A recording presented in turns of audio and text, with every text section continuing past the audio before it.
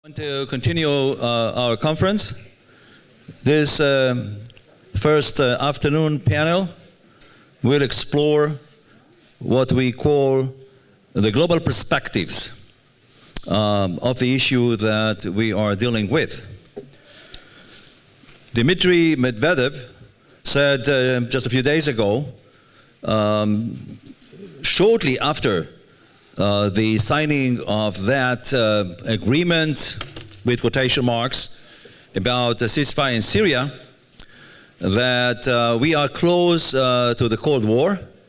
And he also added that this is 2016, but he's feeling as if it is 1962. 1962, you would remember, the Cuban Missile Crisis happened. And the response from both the United States and NATO and the EU was a similar response. Oh, no, we are not in the Cold War. This must be a mistake. So here we have a clear case of misperceptions where one side believes to be in a confrontation mood and the other side believes that it operates in a cooperation mood. And I think this is probably this is the crux of the matter here. I would like to make a few comments on my own before we move to the panelists here. It's very difficult to pinpoint the beginning of the American withdrawal or decline in the Middle East, maybe in the world. I happen to believe that the Middle East is a key, or has been a key, for superpower power in international relations, and everything that is happening here is affecting the standing of powers in international relations. Michael Duran said yesterday that Obama's policy has been determined even before he got to the White House, and his strategy was to pull out from the Middle East regardless the consequences. But if we want to suggest a few turning points, I think, and I'd like to remind you that at the beginning of his administration, the United States resumed diplomatic relations with Syria. Obama visited Ankara and praised the Muslim version of democracy.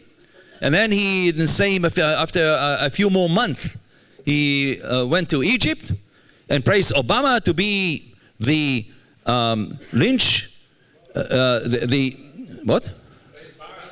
Praise Mubarak of being the center of Western stability in the Middle East. And we know what happened later. So I think obviously the Arab Spring, the so-called Arab Spring, was a turning point, because Obama thought and said that Bashar al-Assad should leave power, but failed to support the more secular, liberal opposition groups. And at that time, he had an opportunity to do so, but since he decided not to engage and to pull out from the Middle East, it didn't occur to him that this perhaps should have been done. And then the second turning point happened with a chemical crisis, with chemical weapons crisis in Syria, where he set red lines and made a huge mistake, because you are not supposed to set red lines if you do not intend to follow with them. And then who came out the perceived winner? I'm emphasizing that we are in the realm of images.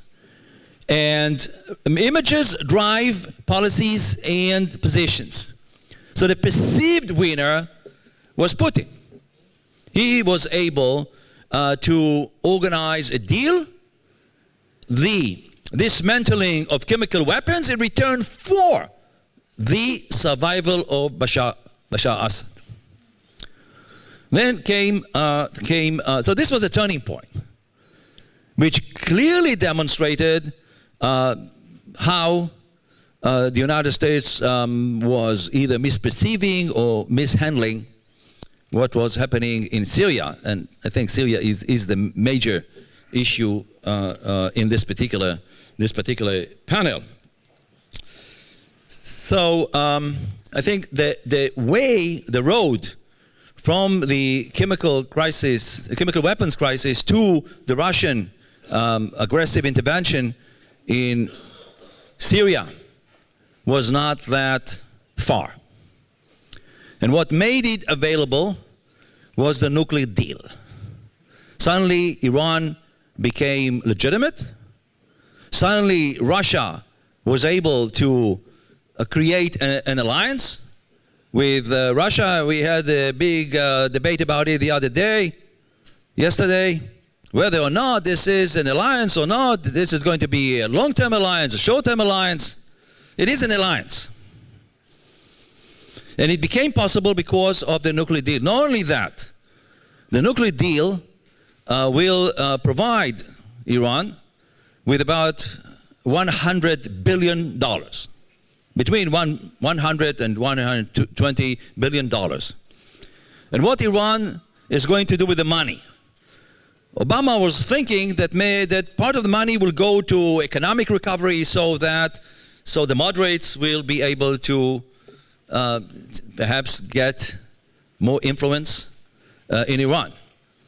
But from what we know, about a quarter of that amount, maybe $25 billion, will go to Russia for the purchasing of weapons.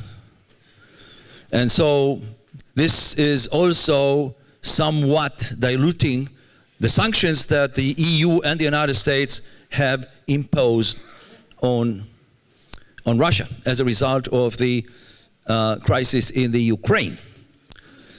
Which brings me to this point, and that is the linkage or the linkages that exist between Syria, regional politics, and international politics.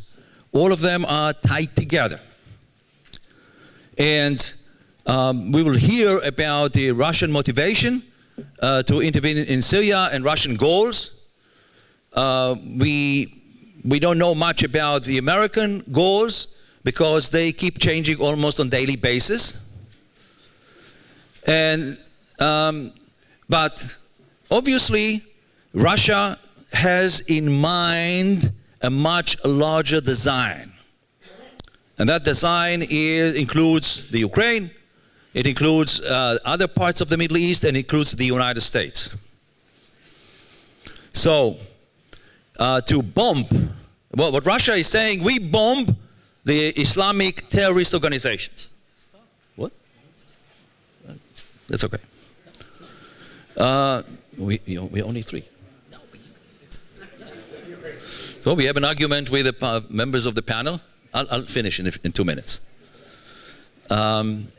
We were supposed to be 4, so I took upon myself to make a few comments. What I want to say is that obviously the intervention is not just limited to Syria. It has also to deal with Turkey and with Europe, an opportunity for Russia to punish Europe for the sanctions that have been imposed as a result of the situation in the Ukraine. So maybe I'll end, and I'll come back to some of my other comments a little bit later.